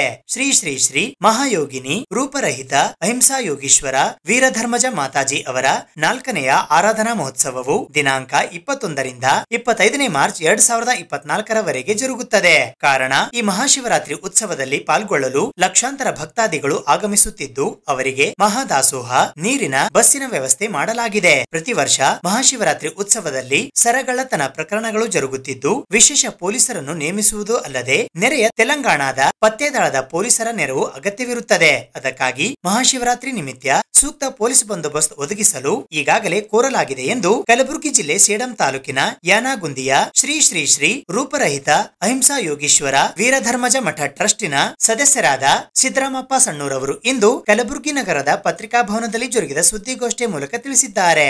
ಈ ಸುದ್ದಿಗೋಷ್ಠಿಯಲ್ಲಿ ಸೂರ್ಯಕಾಂತ್ ಔರಾದ್, ಮಾಣಿಕರಾಜ್ ಎಸ್ ಸೇರಿದಂತೆ ಇತರರು ಉಪಸ್ಥಿತರಿದ್ದರು. ಮಾತಾಜಿಯವರ ದರ್ಶನಕ್ಕೆ ಲಕ್ಷಾಂತರ ಸಂಖ್ಯೆಯಲ್ಲಿ ಭಕ್ತರು ಆಗಮಿಸುತ್ತಿದ್ದು, ಸ್ಪೆಷಲಿ ತೆಲಂಗಾಣ ರಾಜ್ಯದಲ್ಲಿ ಫ್ರೀ ಬಸ್ ಒಂದು ಮೂಲ ಸೌಕರ್ಯ ಇರುವುದರಿಂದ ಅಲ್ಲಿಯ ಭಕ್ತರು ಭಾಳಷ್ಟು ಬರುವ ನಿರೀಕ್ಷೆ ಇದೆ. ಮತ್ತು ಆ ದಿವಸ ಮಾತಾಜಿಯವರ ಈ ಒಂದು ಕಾರ್ಯಕ್ರಮಕ್ಕೆ ಬರುವವರಿಗೆ ನೀರಿನ ವ್ಯವಸ್ಥೆ, ಬಸ್ಸಿನ ವ್ಯವಸ್ಥೆ ಮತ್ತು ಎಲ್ಲ ಊಟದ ವ್ಯವಸ್ಥೆಯನ್ನು ಏರ್ಪಡಿಸಲಾಗಿದೆ. ನಾವು ಈ ಮಾಧ್ಯಮದ ಮುಖಾಂತರ ಹೇಳುವುದೇನೆಂದರೆ, ಭಾಳಷ್ಟು ಹೆಣ್ಣು ಮಕ್ಕಳು ಬಂಗಾರದ ಆಭರಣವನ್ನು ಧರಿಸಿಕೊಂಡು ಮಾತಾಜಿಯವರ ಕಾರ್ಯಕ್ರಮದಲ್ಲಿ ಭಾಗವಹಿಸುತ್ತಿದ್ದು, ಪ್ರತಿ ವರ್ಷ ಸಾವಿರಾರು ಒಂದು ಹೆಣ್ಣು ಮಕ್ಕಳ ಸರಗಳ್ಳತನ, ಮೊಬೈಲ್ಗಳ್ಳತನ ಮತ್ತು ಜೇಬುಗಳ್ಳತನ ನಡೆಯುತ್ತಿದ್ದು ಮತ್ತು ಪೊಲೀಸರಿಗೆ ಈ ಬಗ್ಗೆ ವಿಶೇಷ ಪೊಲೀಸ್ ತನಿಖೆಯನ್ನು ಏರ್ಪಡಿಸಿ ಕಳ್ಳತನ ಪ್ರಕರಣಗಳು ಜರುಗದಂತೆ ತಪ್ಪಿಸಬೇಕೆಂದು ಕೇಳಿಕೊಂಡಿರ್ತೇವೆ. ಮತ್ತು 9ನೇ ತಾರೀಕು ಮಹಾಶಿವರಾತ್ರಿಯ ಮರುದಿನ ಮಹಾರಥೋತ್ಸವ ಕಾರ್ಯಕ್ರಮ ಇರೋದು ಮತ್ತು 10/3/24ರಂದು ಮಾತಾಜಿಯವರ ಪಾದುಕೆಗಳ ಒಂದು ಮಹೋತ್ಸವ ಆ ಒಂದು ನಡೆಯುತ್ತಿದ್ದು ಬಹಳಷ್ಟು ಭಕ್ತರು ಈ ಒಂದು ಕಾರ್ಯಕ್ರಮಕ್ಕೆ ಆಗಮಿಸುತ್ತಿದ್ದು ಅವರ ಒಂದು ವ್ಯವಸ್ಥೆಗಾಗಿ ಪೊಲೀಸ್ SP ಸಾಹೇಬರಿಗೂ ಕೂಡ ಒಂದು ನಾವು ಮನವಿ ಪತ್ರ ಕೊಟ್ಟು ವಿಶೇಷ ಬಂದೋಬಸ್ತ್ ನಿರ್ವಹಿಸಬೇಕೆಂದು ಕೇಳಿಕೊಳ್ಳುತ್ತಾ, ಈಗಾಗಲೇ ನಮ್ಮ ಟ್ರಸ್ಟ್ನ ಹಿರಿಯರು ಹೇಳಿದ ಹಾಗೆ ಮಾತಾ ಮಾಣಿಕೇಶ್ವರವರು ನಮ್ಮ ಮಧ್ಯದಲ್ಲಿಲ್ಲ. 4 ವರ್ಷಗಳಿಂದ ನಾವು ಅವರ ಆರಾಧನೆಯನ್ನು ಮಾಡ್ತಾ ಇದ್ದೇವೆ. ಇದು 4ನೇ ವರ್ಷ. 8ನೇ ತಾರೀಕು ದಿವಸ ಯಾವಾಗ ಮಾತಾಜಿಯವರು ಆ ಸ್ಥಾನದಲ್ಲಿದ್ದರು ಅಲ್ಲಿ ಒಂದು ನಿಯಮದಿಂದ ಪದ್ಧತಿಯಂತೆ ನಡ್ಕೊಂಡು ಬಂದಿದೆ. ಶಿವರಾತ್ರಿ ಅಮಾವಾಸ್ಯೆ ದಿವಸ ಮತ್ತು ಅವ್ರ ಹುಣ್ಣಿ ದಿವಸ 2 ಸಲ ಸಾರ್ವಜನಿಕವಾಗಿ ದರ್ಶನವನ್ನು ಕೊಡ್ತಕ್ಕಂಥ ಕಾರ್ಯಕ್ರಮ ಮೊದಲಿಂದ ಅಮ್ಮವರೇ ಹಾಕಿಕೊಂಡು ಬಂದಿರತಕ್ಕಂಥ ಪದ್ಧತಿ. ಅದರ ನಿಮಿತ್ತ ಯಾವಾಗಲೂ ಜನ ಅಂದರೆ ಲಕ್ಷಾಂತರ ಜನ, ಲಿಮಿಟ್ ಇಲ್ಲ ಅದಕ್ಕೆ. ಎಷ್ಟು ಜನ ಬರ್ತಾರೋ ಹೇಳೋಕ್ಕಾಗಲ್ಲ. ಮಹಾರಾಷ್ಟ್ರ, ಆಂಧ್ರ, ಕರ್ನಾಟಕ, ಗೋವಾ ಎಲ್ಲ ಕಡೆಯಿಂದ ಕೂಡ ಮಠದ ಭಕ್ತಾದಿಗಳಿದ್ದಾರೆ, ಹೆಚ್ಚಿನ ಸಂಖ್ಯೆಯಲ್ಲಿ ಬರ್ತಾರೆ. ಅವರು ಇಲ್ಲದೇ ಇದ್ದರೂ ಕೂಡ ಅವರು ಇನ್ನೂ ಇದ್ದೀನಿ ಅಂತಕ್ಕಂಥ ಮಾತನ್ನು ಅವರೇ ಹೇಳ್ತಿದ್ರು. ನೀವು ಯಾರೂ ನನ್ನನ್ನೇ ನೋಡಬೇಕು, ಅವ್ರು ಯಾವಾಗಲೂ ಇರ್ತಿಲ್ಲ. ವರ್ಷ 2 ವರ್ಷ 3 ವರ್ಷ ಏನು ಬಂದರೆ ಸಮಾಧಿ ಹೋಗ್ತಾಯಿದ್ರು, ಅನುಷ್ಠಾನಕ್ಕೆ ಹೋಗ್ತಾಯಿದ್ರು. ಆ ಅನುಷ್ಠಾನದಲ್ಲಿ ಯಾವ ಮಟ್ಟಕ್ಕೆ ಹೋಗ್ತಿದ್ರು ಗೊತ್ತಾಗಲಿಲ್ಲ, ಹೊರಗೆ ಬರ್ತಿರಲಿಲ್ಲ. ಅಂಥ ಸಂದರ್ಭದಲ್ಲಿ ನಾವಂತೂ 30 ವರ್ಷದಿಂದ ಹೋಗ್ತಾಯಿದ್ದೀವಿ. ನಾವು ಡೋನೂರವರು, ಬಸವನ ದೋಸ್ತ, ಭಾಳಷ್ಟು ಜನ ಎಲ್ಲ ಹೋಗ್ತಾಯಿತ್ತು. ಅವ್ರ ಅಮ್ಮವ್ರು ಏನು ಹೇಳ್ತಿದ್ರು, ನಾನು ಎಲ್ಲೇ ಇದ್ದರೂ ಕೂಡ ನೀವು ಬಂದು ನನ್ನ ಪಾಠಕ್ಕೆ ನಮಸ್ಕಾರ ಮಾಡಿ ಹೋದರೆ ನಾನು ನಿಮಗೆ ದರ್ಶನ ಕೊಡ್ತೀನಿ ಅಂತಕ್ಕಂಥ ಮಾತನ್ನು ಅವ್ರು ಹೇಳ್ತಿದ್ರು. ಅದನ್ನೇ ಇವತ್ತು ನಾವು ಜಾರಿಯಲ್ಲಿ ತರ್ತಾಯಿದ್ದೆ ನಮ್ಮ ಟ್ರಸ್ಟ್ನವರೆಲ್ಲರೂ. 8ನೇ ತಾರೀಕು ದಿವಸ ಅಮಾವಾಸ್ಯೆ, ಐತಾರ ಅಮಾವಾಸ್ಯೆ ದಿವಸ ಎಲ್ಲರೂ ಏನಪ್ಪ ಅಂದ್ರೆ ಮುಂಜಾನೆ 8 ಗಂಟೆಗೆ ಪೂಜೆ ಪ್ರಾರಂಭ ಆಗ್ತದೆ. ಅವರಿದ್ದಾಗೂ ಕೂಡ ಆಗ್ತಿತ್ತು, ಈಗಲೂ ಕೂಡ ಪ್ರಾರಂಭ ಆಗಿ 12 ಗಂಟೆವರೆಗೂ ಪೂಜೆ ನಡೀತದೆ. ಆ ಪೂಜೆಯಲ್ಲಿ ಏನಪ್ಪ ಅಂದ್ರೆ ಲಕ್ಷಾಂತರ ಜನ ಭಾಗವಹಿಸ್ತಾರೆ. ಹೆಚ್ಚಿನ ಸಂಖ್ಯೆಯಲ್ಲಿ ಆಗಮಿಸಬೇಕು. ಅಲ್ಲಿ ಊಟದ ವ್ಯವಸ್ಥೆ, ಕುಡಿಯುವ ನೀರಿನ ವ್ಯವಸ್ಥೆ, ಬಸ್ಸಿನ ವ್ಯವಸ್ಥೆ, ಎಲ್ಲ ರೀತಿಯಿಂದ ಪೊಲೀಸ್ ಬಂದೋಬಸ್ತ್ ವ್ಯವಸ್ಥೆ, ಎಲ್ಲ ರೀತಿಯಿಂದ ವ್ಯವಸ್ಥೆಯನ್ನು ನಮ್ಮ ಟ್ರಸ್ಟ್ನ ಸೊಣ್ಣೂರವರು ಆದಿಯಾಗಿ ಎಲ್ಲರೂ ಸೇರಿ ಮಾಡಿದ್ದಾರೆ. ದಯಮಾಡಿ ಮಾತಾ ಮಾಣಿಕೇಶ್ವರ ಭಕ್ತಾದಿಗಳಿಗೆ ಈ ಮೂಲಕ ಒಂದು ಸಂದೇಶ, ತಮ್ಮ ಮೂಲಕ ಪತ್ರಿಕಾರಂಗ ಮೂಲಕ ಒಂದು ಸಂದೇಶ ಯಥಾ ಪ್ರಕಾರವಾಗಿ ಕಾರ್ಯಕ್ರಮದಲ್ಲಿ ಹೆಚ್ಚಿನ ಸಂಖ್ಯೆಯಲ್ಲಿ ಭಾಗವಹಿಸಿ ದರ್ಶನ ಅವರ ಆಶೀರ್ವಾದ ತೆಗೆದುಕೊಂಡು ಹೋಗ್ಬೇಕಂತೇಳಿ ಕಳಕಳಿ ವಿನಂತಿ. ಇವಿಷ್ಟು ನಮ್ಮ ಇವತ್ತಿನ ಸುದ್ದಿ ಸಮಯ. ಸ್ಥಳೀಯ ಸುದ್ದಿಗಳಿಗಾಗಿ ನೋಡ್ತಾ ಇರಿ ಸುದ್ದಿ ಸಮಯ. ಇದು SS ಡಿಜಿಟಲ್ ಚಾನಲ್, ಶ್ರೀ ಸುಮಂಗಲಿ ಡಿಜಿಟಲ್ ಚಾನಲ್. ನೀವು ನೋಡ್ತಾ ಇದ್ದೀರಿ ಸುದ್ದಿ ಸಮಯ, ಸ್ಥಳೀಯ ಸುದ್ದಿಗಳಿಗಾಗಿ. ಸುದ್ದಿ ಸಮಯದ ಪ್ರಾಯೋಜಕರು Mahalakshmi jewellers, gold hub, main road, Kalaburagi.